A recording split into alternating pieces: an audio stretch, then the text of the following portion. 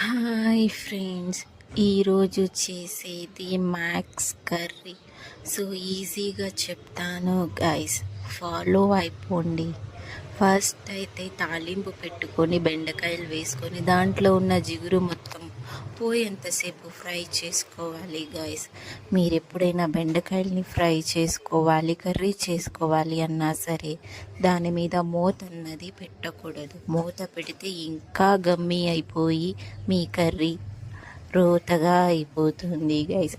So మూత పెట్టుకోకుండా fry చేసుకోవాలి.